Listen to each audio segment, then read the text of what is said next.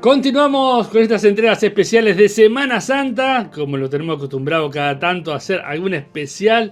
Y bueno, esta semana sacamos todo tipo de columnas y vamos a poner solamente Semana Santa porque es una semana muy importante donde recordamos la muerte y la resurrección de Jesús. Y para eso tengo a Héctor Leite que me está acompañando en estas entregas especiales. ¿Cómo estás, Héctor? ¿Qué tal, Carlos? Saludamos a toda la audiencia, a todos los televidentes y estamos contentos porque cuando hablamos de Semana Santa y podemos hablar de nuestro Señor Jesucristo, de el Cordero Prometido, como hablamos en el programa anterior, ahora el Cordero Sustituto, es formidable, es formidable. Nos hace bien hablar de Cristo.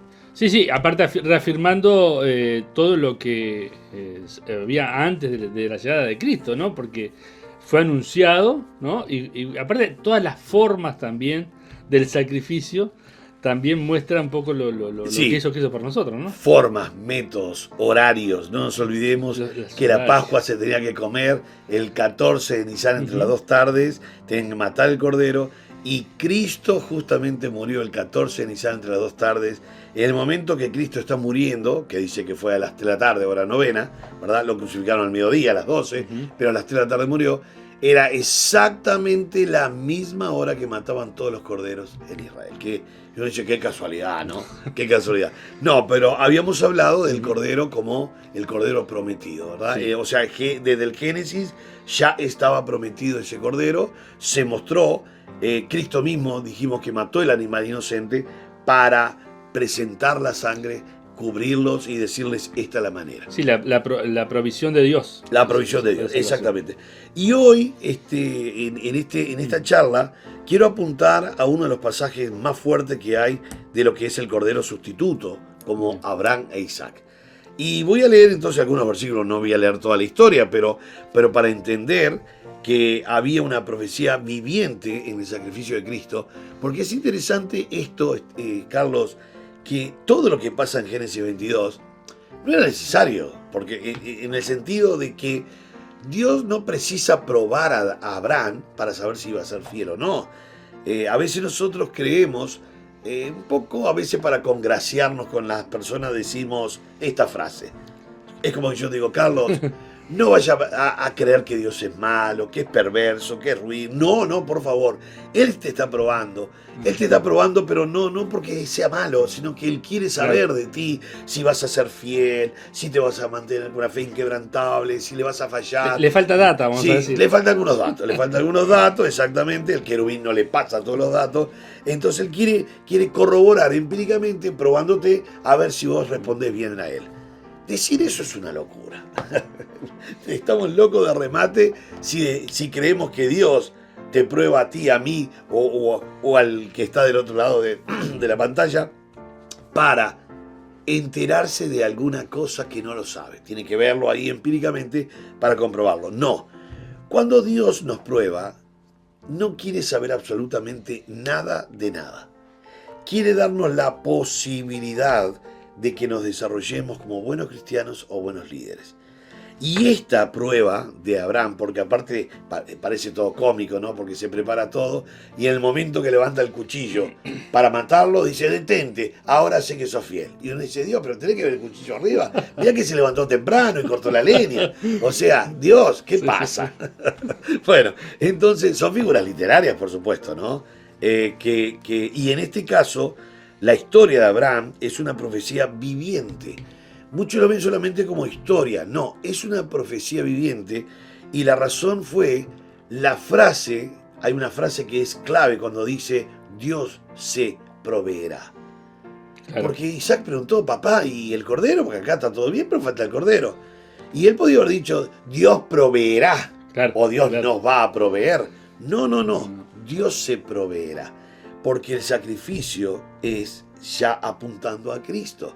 O sea, esto es una prueba viviente, esto es yo le llamo una profecía viviente del sacrificio de Cristo, ¿no? Y Génesis 22, voy a leer algunos versículos, dice Génesis 22, versículo 2, y dijo, toma ahora tu hijo, tu único Isaac, a quien amas, y vete a tierra de Moriah, y ofrécelo allí en holocausto sobre uno de los montes que yo te diré. Ojo porque además no le está pidiendo que lo mate, aunque el resultado final es muerte, pero le está pidiendo un sacrificio, no una muerte. Y una cosa era una muerte y otra cosa un sacrificio. Ahora, es una locura, porque tu único hija, Isaac, evidentemente Isaac el hijo de la promesa, él tenía un hijo llamado Ismael, pero no era el hijo de la promesa. Entonces ahora le pide que lo sacrifique. Fíjate qué cosa más rara esta, yo le llamo profecía viviente del sacrificio de Cristo. Él le pide que lo sacrifique, pero resulta que en Isaac iba a ser llamada la descendencia. Si él sacrifica o mata lo que le había prometido, entonces está contraponiendo lo que Dios había dicho.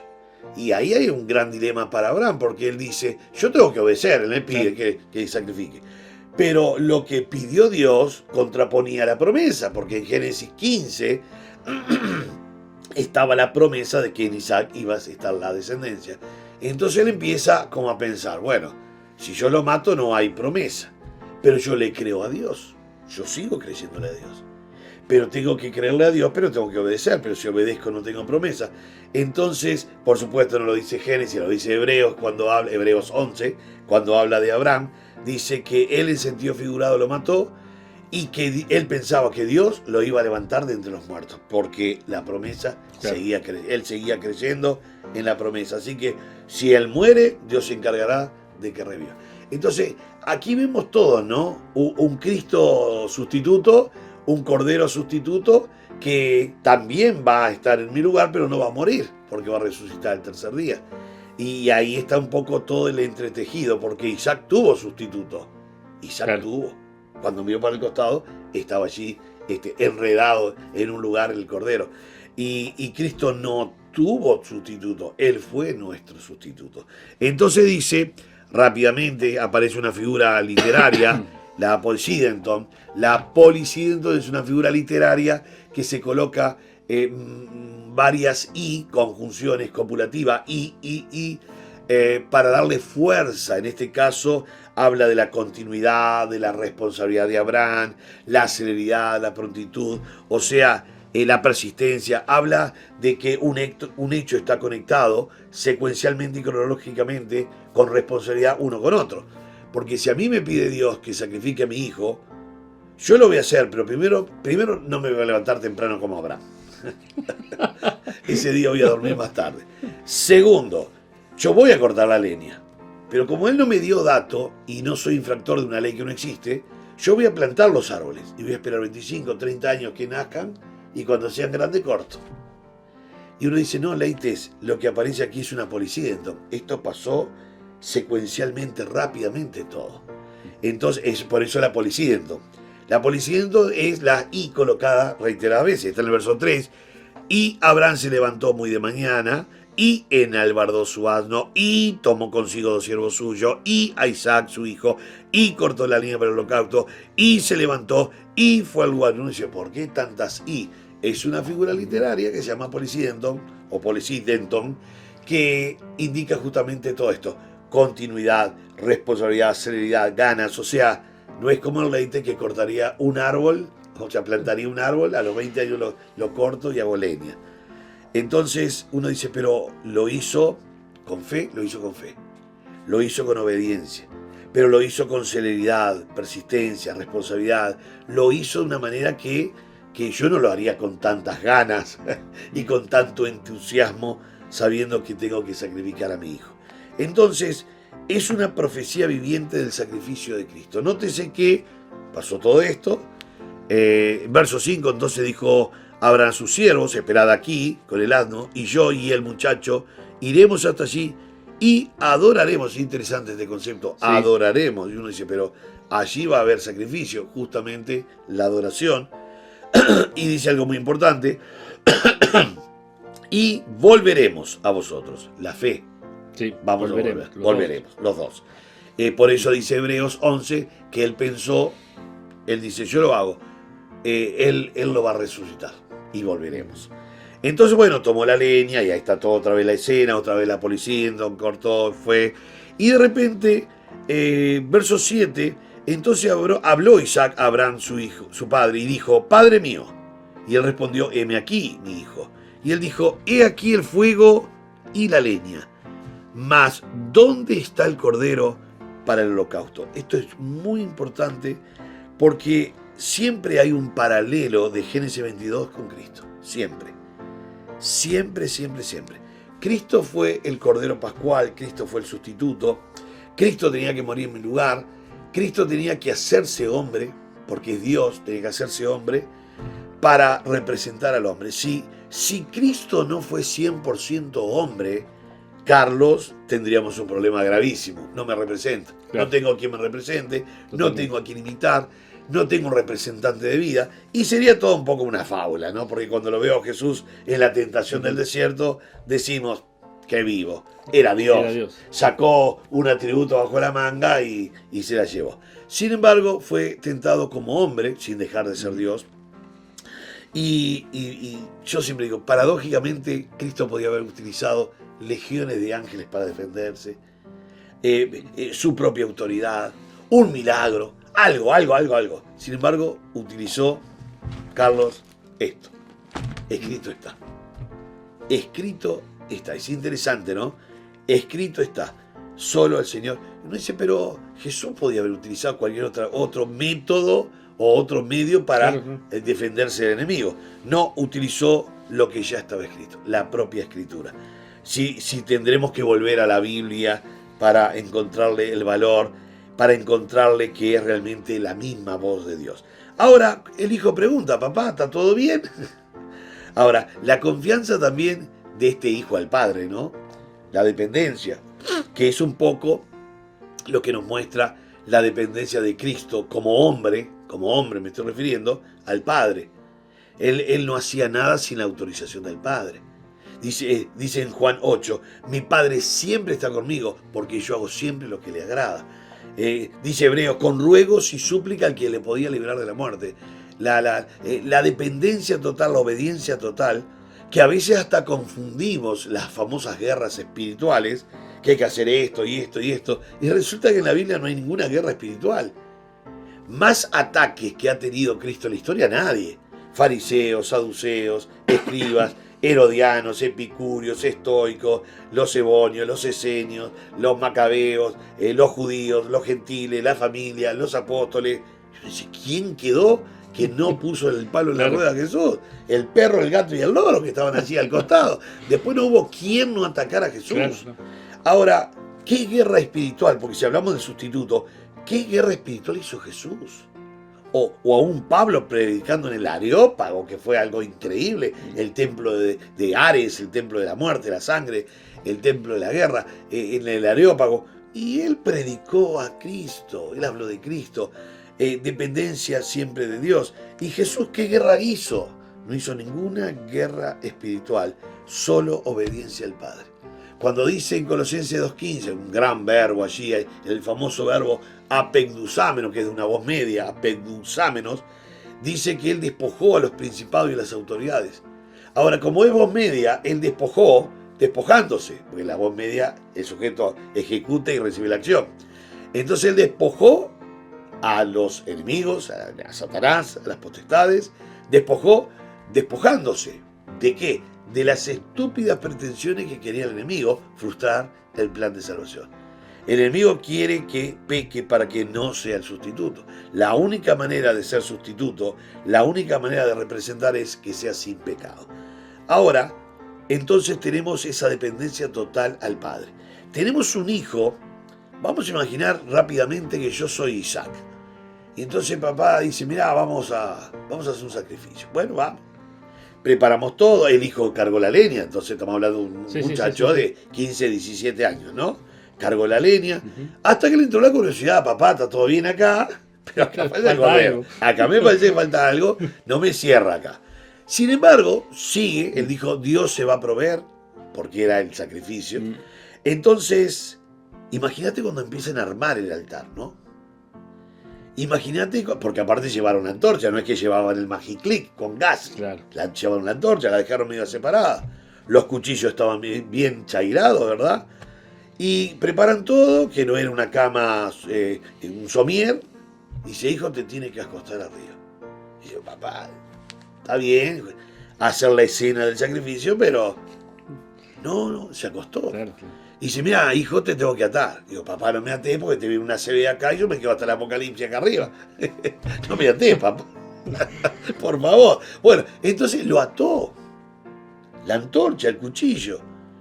Y en la escena más dura, porque no es muerte ni asesinato, Sí, es sacrificio. Por lo tanto, tiene que degollar acá. Supongo que el padre agarra el pelo de la cabeza de Isaac, el pelo de la cabeza, tira para atrás para que quede el cuello al descubierto, saca el cuchillo, y cuando saca el cuchillo y lo levanta, Dios dice, detente, ahora te conozco que eres fiel. Casi paradójicamente, uno dice, Dios, antes también lo sabías. Bueno, eso es una figura literaria. Dios no nos prueba para saber qué es lo que vamos a hacer. Dios nos prueba para darnos la oportunidad de que nos podamos desarrollar como buenos cristianos o buenos líderes. Entonces, ahí el hijo nunca más preguntó. Una vez que él dijo, Dios va a proveer el sustituto, Dios se va a proveer, él confió en su papá. Así como Cristo, hombre, también estuvo siempre dependiente. Cristo no hacía nada si el Padre no le daba la autorización. Fue tentado en todo Jesús, en todo. Como dije recién, no hay quien no tentó a Jesús. Tentaciones muy duras. Yo hice un estudio hace unos años atrás de todas las tentaciones que están escritas, ¿no? Habrán sido miles de más, miles y miles, muchas más, que no se registraron.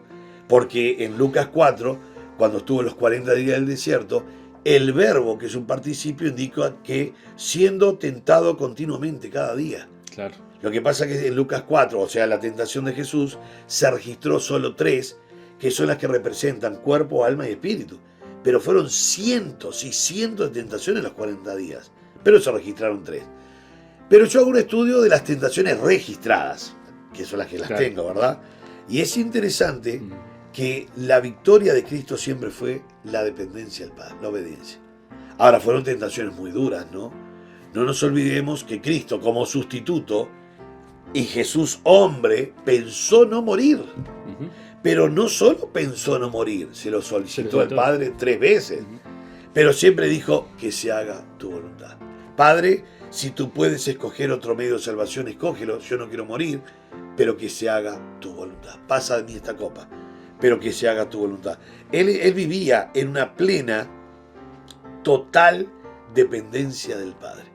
Como Isaac dice, papá sabe lo que hace. A mí no me cierra acá mucho, la antorcha está cerca, yo estoy atado. Pero la confianza de él también, ¿no? Exactamente. Por haber salido corriendo también, ¿no? Sí, él sabía que papá no se equivocaba. Si papá dijo, tenemos que hacer esto.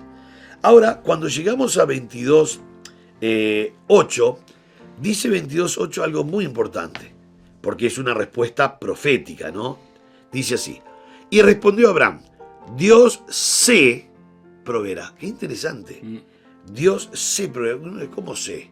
Es un pronombre reflexivo eso. Como Dios mismo se va a proveer, es que era el sacrificio de él.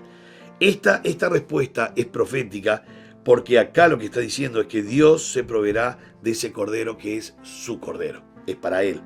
Y Dios se proveerá, el holocausto era para Dios, de cordero para el holocausto, hijo mío, e iban juntos. Y cuando llegaron al lugar que Dios había dicho, edificó allí Abraham un altar, compuso la leña, ató a Isaac otra vez la poriciento, ¿verdad? Y compuso la leña, y ató a Isaac, y lo puso en el altar, y extendió a Abraham su mano, y tomó el cuchillo para degollar a su hijo.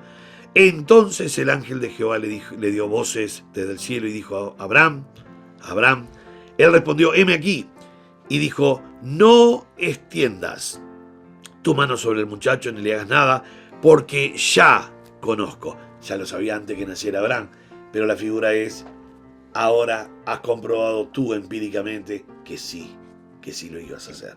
Las pruebas no son para que Dios se entere, las pruebas son para nosotros enterarnos. Ya conozco que temes a Dios por cuanto no me rehusaste tu hijo, tu único. Tenía que obrar. Abraham tenía que obrar para estar completo. Ya Dios lo sabía que iba a ser fiel. Pero Abraham necesita llegar hasta este lugar para comprobar empíricamente que ahora sí es un padre de la fe. Él ha entendido esto. Ahora, aquí justamente aparece el anuncio directo del cordero que Dios mismo proveerá, porque Dios se va a proveer. Isaac tuvo, si nosotros seguimos leyendo, Entonces alzó Abraham sus ojos y miró, y aquí a sus espaldas un carnero trabado en un zarzal por sus cuernos, y fue Abraham y tomó el carnero y lo ofreció en holocausto en lugar de su hijo, y llamó a Abraham el nombre de aquel lugar Jehová proveerá, que es el famoso Jehová Jireh. Por tanto se dice hoy, en el monte de Jehová será provisto. Entonces uno dice, pero es hermoso esto, porque el hombre intentaba siempre desde el Génesis tratar de hacer cosas para salvarse, tratar de cumplir ciertas cosas para salvarse. Inclusive Dios permite que se plasme la ley, primero como código mosaico, y después en los 40 años se fueron agregando y agregando y agregando, hasta llegar a ser 613 mandamientos, prohibiciones y ordenanzas. Y el hombre intentaba hacer algo para acercarse a Dios y se esforzaba para... Y la ley seguía diciendo, usted es pecador. La ley, porque la ley se introdujo justamente para demostrar que el hombre necesitaba a Cristo, necesitaba a Dios.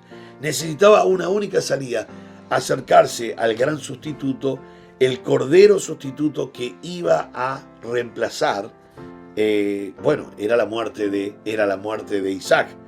Era la muerte de Isaac. Y Dios dijo, no, acá está el sustituto. Ahora, Carlos, qué interesante esto de que Cristo aparece en el momento justo.